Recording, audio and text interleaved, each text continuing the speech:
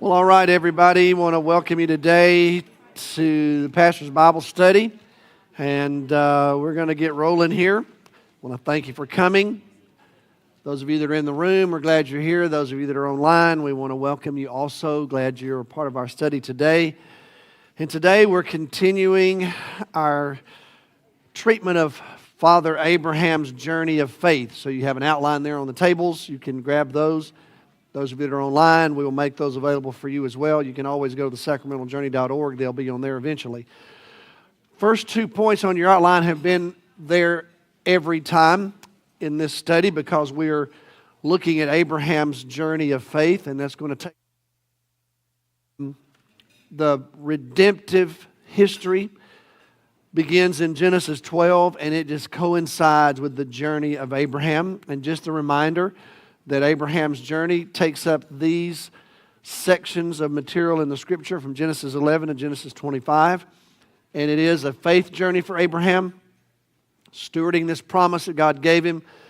And remember, the writer, who we believe principally is Moses, has a theological and spiritual perspective as he shares this story. So it's not just a pure chronicling of history.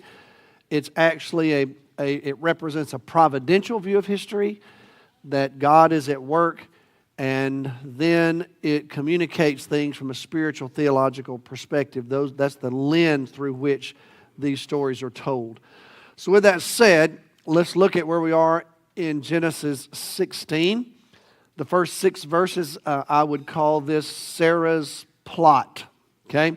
So let's look at the text. Now Sarah, Abram's wife, had borne him no children, but she had an Egyptian slave named Hagar. So she said to Abram, "The Lord has kept me from having children. Go sleep with my slave. Perhaps I can build a family through her." Abram agreed to what Sarah said. So after Abraham had been living in Canaan for 10 years, Sarah, his wife, took her Egyptian slave Hagar and gave her to her husband to be his wife. That's an interesting phrase. He slept with Hagar and she conceived. When she knew she was pregnant, she began to despise her mistress. Then Sarah said to Abram, "You are responsible for the wrong I'm suffering. I put my slave in your arms, and now she knows she's pregnant. She despises me. May the Lord judge between you and me." "Your slave's in your hands," Abram said. "Do with her whatever you think best." So Sarah mistreated Hagar, and so she fled from her. So, fascinating story. Very familiar one to you. As I've just listed some of the points on your outline, Sarah is barren. You know, in the ancient world,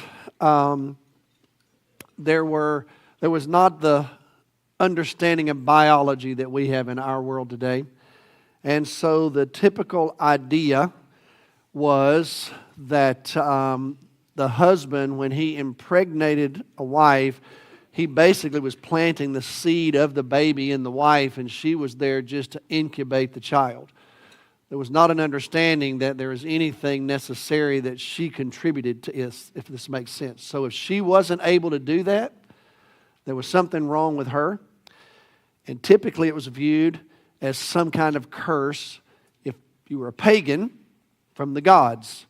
If you were a Jew, there was something that had to do with your relationship with God that must have been in the background of all this. So what's fascinating about this story is if you put the story in context of this time period, this was not viewed as immoral.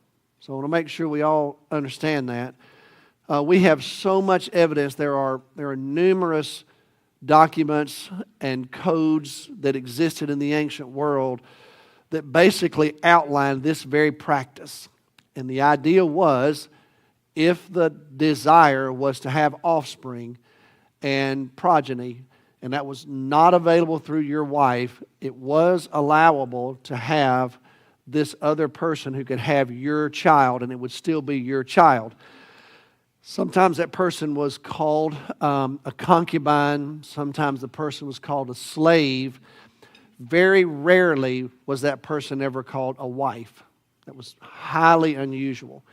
That's why it's a little fascinating in this story. If you look at verse 3, instead of referring to Hagar as a slave or concubine, she's actually referred to as a wife. So that lets you in on a little bit of the idea that this was an acceptable practice, at least in the broader world. We don't know how acceptable it was necessarily in Abraham's family just yet. We don't have enough information for that. But the bottom line is, because of that, scholars disagree about whether this is a faithful or unfaithful act in its origin. So does that make sense? Some scholars look at this and say, Sarah's just doing what any woman would have done in her day. So don't look at this as a faithless act. Other scholars say God's promise had been to Abraham and Sarah together.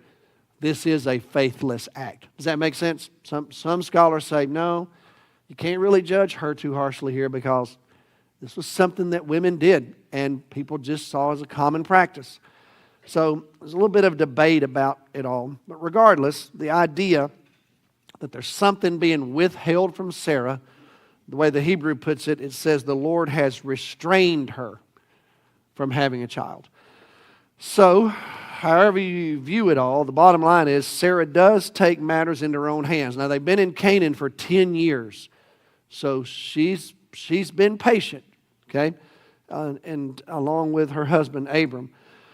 It's kind of interesting, once she makes this decision, how it's worded in Hebrew, it sounds a whole lot like the Garden of Eden in the phraseology that's used. So, Sarah crafts a plot, and much like Adam, Abram consents. And then the very Hebrew words took and gave are the same words used in Genesis 3 when Eve took some of the fruit and gave it to her husband. You got that same language here. She took her slave and gave her to her husband. So it's interesting. Notice the passiveness of Hagar. This just shows you her lack of standing in this family. She's a slave. So she basically lives at the will and pleasure of her mistress, her owner, if you will, and that's Sarah. And so Hagar cooperates because she really has no other choice in all of this. And now we'll say this about Sarah. Once Hagar is pregnant, it's a success, right? I mean, you might have thought, if you didn't know the story, Sarah hatched a plot, it worked, she's pregnant, Abraham's going to have this child. Now, there's no guarantee the child is going to be a son, so let's just put that out there first. They didn't have a gender reveal party, back in those days. So you still don't know what you're going to have. And but instead of rejoicing, this whole episode changed Hagar to where evidently she now saw herself evidently favored. She's going to have a baby. So even though the plot is successful, Sarah is not happy. In fact, she's so unhappy, she blames her husband, which I find quite fascinating. This is your fault, not mine. And Abraham does what a lot of husbands do. I don't know what you're talking about. You just do whatever you want to do. So it's all good. But I will say this in defense of Sarah. Would y'all not agree at this point, she's at the least disappointed. She thinks she's supposed to be able to produce this child, and she's not able to. She's disappointed. I would say hurt. And hurt, disappointed people don't always act rationally. Grieving. So there's a lot of emotion in this story. And now all of a sudden, Hagar's pregnant. And you have to wonder if Abraham is not already handing out cigars and celebrating, and he's excited, he's going to have a baby, and she's not in on it. So this whole thing just kind of reminds us of the humanity of this story. These are just real people, and they're struggling with very similar emotions to what we experience in some of the things that we go through. So, unfortunately, Abram says to Sarah, actually, she's yours. And you got a little bit of play on words in this story, because Sarah will say, I took this woman and I put her in your arms. And then Abram is going to say, well, I'm going to take this woman and put her in your hands. So that's kind of what happens. And unfortunately, once Sarah decides that she really is in charge, she starts abusing Hagar, and Hagar basically runs for her life. So that's kind of what happens. It's fascinating, interesting story. I don't know about you, but maybe you might agree. Would you see Hagar as somewhat really of a victim in this whole story? I mean, she's a slave. It's not like she has no standing. She can't refuse Sarah. She can't refuse Abram. And now she's accomplished what her mistress wanted her to accomplish, and now she's being punished for it. So the only thing she knows to do is just run for her life. So that's what she does, okay? So that picks up the story in verse 7. It's what I would call God's intervention. So look at verse 7.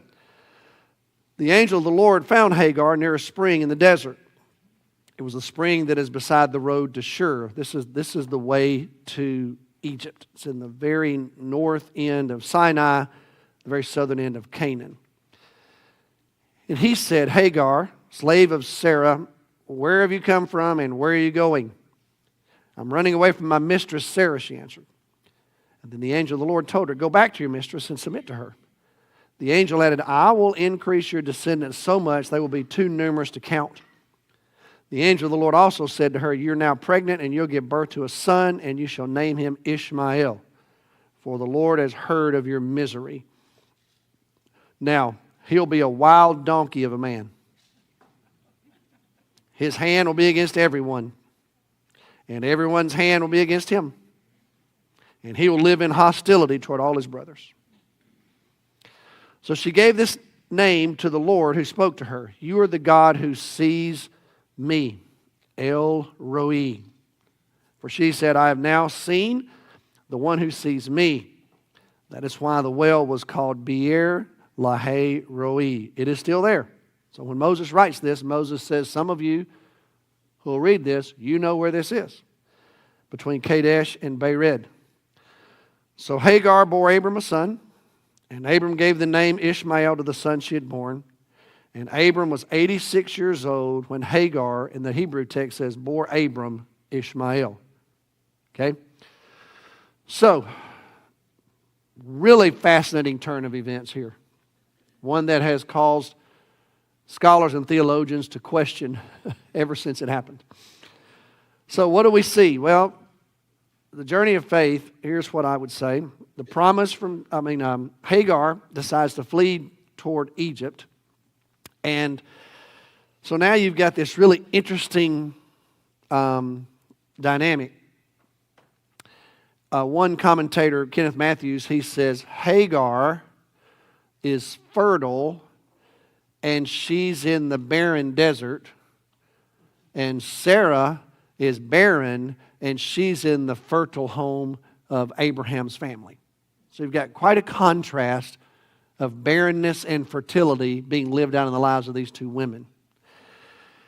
And then we get this phrase, verse 7, the angel of the Lord. And remember, we talked about this. Whenever you see Lord in all caps in English, that's the writer telling you, or the translator telling you, this is Yahweh. It's the covenant name of God. So this is the angel of Yahweh. And El is another name for God, so we'll encounter it in this text also. But the angel of the Lord appears. Now, this is the first time in the Bible that the angel of the Lord appears. And that phrase, the angel of the Lord, will appear 6 times in Genesis, 58 times in the Old Testament. And here's what's interesting about the angel of the Lord. Sometimes when the angel of the Lord encounters a human being, you can't tell if this is what you and I would normally think of as an angel or if it's actually the Lord. And it leaves the true definitive answer to that in some level of ambiguity. So we're not always sure. So here's what some theologians say about it. They say whenever you see the phrase angel of the Lord, L-O-R-D, all caps, it's either a representation of the Lord or a representative of the Lord. It can be either one. Now, our ancient Christian theologians, those who lived in the 3rd, 4th century primarily, they began to interpret the angel of the Lord as the pre-incarnate Son of God. So you'll find that often in Christian historical theology. Many ancient Christian fathers said this is actually the Son of God, the Word of God, who's manifesting Himself in front of these people. And the reason for the ambiguity, there's a difference between the representation of the Lord and a representative of the Lord.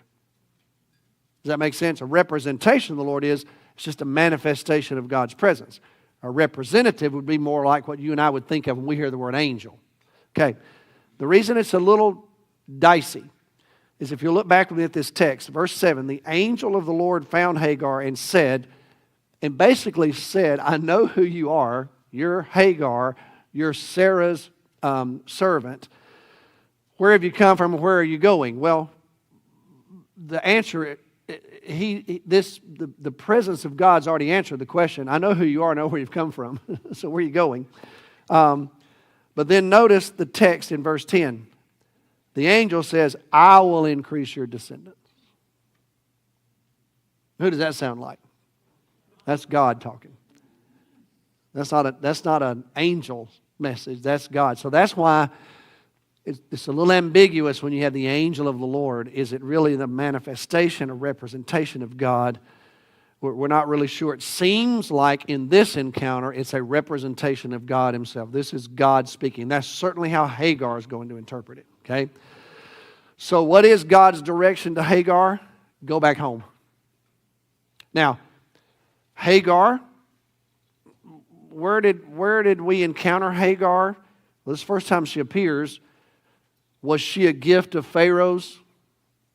You remember the story when they went down to Egypt and Abram lied about his wife? Do you remember that story? And when Pharaoh sent them out, he gave servants and goods and all of that to Abram and his family. Most scholars think she was someone who was given by Pharaoh. So guess what she's doing? She's going back to Egypt. She's headed south to leave. So the angel of the Lord intervenes, and God now says, go back to Sarah. And basically what she's challenging Hagar to do, or what he's challenging Hagar to do rather, is to go back to a life of uncertainty with regard to Sarah, but a life of hope with regard to Abraham. That's really what's at play here. She's going to be instructed to go home, and the hope is in her heart that Abram will intervene because this is his son. Does that make sense? That he's not going to let this thing go awry. So now Hagar is in a crisis of faith. What is she going to do? Sarah was in a crisis of faith. She was desperate, back against the wall. She kind of took matters into her own hands. Now Hagar is in a crisis of faith. Her back's against the wall. She's just trying to protect her baby and survive. And so it says a whole lot about her, that she will listen and heed this admonition from God. So then, once God says that to her, then you have this fascinating exchange between Hagar and God. And here's what God does. God promises Hagar some things about Ishmael. So if you'll look at verse 10, God says, I'm going to increase your descendants so much they'll be too numerous to count. Now, what does that sound like? That sounds like God's promise to Abraham, doesn't it? The reason for that, y'all, is because this is another promise to Abraham. This ain't just a Hagar. Y'all know what I mean? This is Abraham's son, not just Hagar's. So, here's what he says. You're now pregnant. You're going to give birth to a son, and you're going to name him Ishmael. Ishmael means God hears, for the Lord has heard of your misery. There's the play on words in Hebrew. The Lord has heard, name your son. God hears. Okay? But here are the prophecies about Ishmael. Here's who he's going to be. God has heard you, but here's what you need to know about him. He's going to be a wild donkey. Okay? His hand, remember, she was put back into Sarah's hands. She was originally put into Abraham's hands. And now God's going to tell her about her son's hands. And she says, your son's hands are going to be against everybody. And in kind, everybody's hand will be against him. And he's going to live in hostility toward all his brothers. So not a very promising prophecy, but at least it's a word about the fact that there is going to be progeny connected to Hagar. Then the most interesting thing happens, y'all, in verse 13. Hagar, an Egyptian slave, does something that nobody else in the entire Bible does. So this is a great trivia question and answer. Who's the only person in the Bible to give God a name? Hagar. She's the only one. And she says, you are now the God who sees. You're El Roi, the God who sees. Because she says, you've seen me. And you've seen my condition. And then she said, I'm going to name this very place Beer Lahai Roi. This is the well of the living one who sees. And then you end, Hagar is just overwhelmed. She just can't believe it. God has seen her, of all people, a slave, a victim. And she's like she can't believe it. And then I want you to notice what happens in 15 and 16. Like I said, the Hebrew, the last verse says Abram was 86 years old when Hagar bore Abram, Ishmael. The NIV says him, but the Hebrew has his name. So verses 15 and 16, Abram's name is listed 4 times. Hagar's name is listed 3 times. Ishmael's name is listed 2 times. And Sarah's name is listed 0 times. Fascinating way to end this little encounter. Okay? So, let's talk about Abram's journey of faith in the middle of all this. First of all, I'd say this. The promise of God remains intact, but it's unfulfilled. In other words, Ishmael is not the one. He's not the answer. In fact, if you were to flip over to Genesis 17, verse 17, Abraham fell face down. He laughed and he said to himself, will a son be born to a man 100 years old? Will Sarah bear a child at the age of 90? Verse 18 of Genesis 17, Abraham said to God, if only Ishmael could just be the son of promise. We already have him. Could you just let him be the one? And God said, no. You and Sarah are going to have the son of promise, not you and Hagar. So the promise is still there. It's just unfulfilled. But here's the problem, y'all. The promise now has a rival, a threat, because now you got another heir. And if y'all know anything about the ancient world, rival heirs rarely turn out well. There's a whole lot of killing that goes on when you have rival heirs, because people want what they believe is coming to them. So therefore, as I put in your outline number 3, Sarah's seeming lack of faith has introduced some unintended consequences. She hadn't even thought about this. Hagar actually has a child, Well, guess what? That child, and what if Sarah ever has one? If Sarah ever has one, well, now you've got two sons of Abraham, and guess who's the oldest? The wrong one. and depending on how long it takes for her to get pregnant, he might be a grown man by the time that baby shows up, and he will immediately view that baby as a rival. So we've got some unintended consequences that she hadn't thought about. Can I just say as an aside, sometimes when you take things into your own hands, that's just kind of what happens. Because we don't always think things through, do we? She didn't. So how did it turn out? Well, my goodness, there's going to be jealousy, rivalry, hurt. How it's going to turn out is, as I put there in point number 4, Ishmael and his descendants are going to serve to be rivals to Isaac and his descendants.